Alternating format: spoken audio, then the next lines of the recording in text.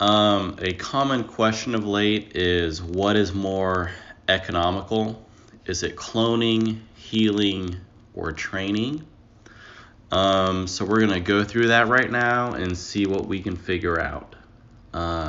Fair warning, there's going to be a lot of numbers involved here, and let's just see what it all plays out to. So for cloning, if you don't know how cloning works, is these are my last week's dead troops. This is what happened in the last week. I lost 250,000 troops. If you do cloning, you can revive 30% of that. So I'm getting about 8,500 troops. If I do, 85,000 troops. If I do my cloning amount to put in is pretty high. 20 million fuel is a lot.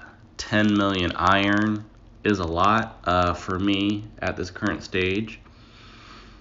I got a lot of places I want to put that right now.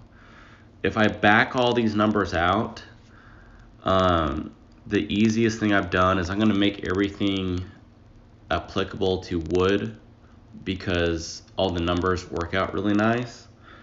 So if I look at just wood, I have to pay 33 units of wood per troop to revive them through cloning. When I get to training and healing, we'll compare that number, but basically right now for a tier 7 fighter, I have to pay 33 wood to revive that single fighter. So that's what we want to remember right now. If I hop over to training and I want to train up some troops, for the wood, I can do about 67,000 for 2,300 tier 7 fighters. That works out to 28 wood per troop.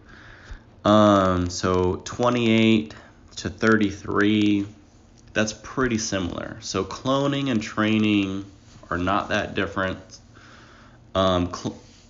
Training is cheaper for me, but keep in mind I have several tech and heroes applicable to that. So in reality, they're probably the exact same, but the difference is training, tech, and heroes to make that a little bit better. That's probably, that 10% difference you're seeing is heroes and all that kind of stuff. If we hop over to our hospital and say, okay, I'm going to heal some fighters. Again, we're trying to be consistent with wood. It actually works out to 12.6 units of wood to heal troops. That's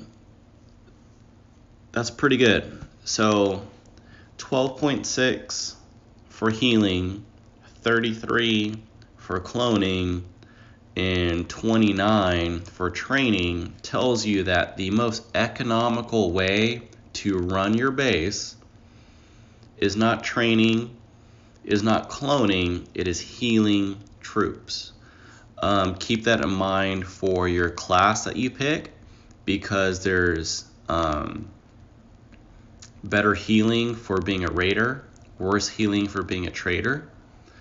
But the worst way, or least economical way to regain your might is through cloning. Training's not that much different. Training, you do get some elements versus speed ups and tech and heroes to make it a little bit better.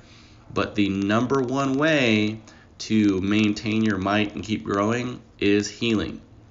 And again, there are heroes and such that do contribute to that. So if you hop over Which one's the healing one? Well, I know she is, but that's not the one I'm looking for. Nope.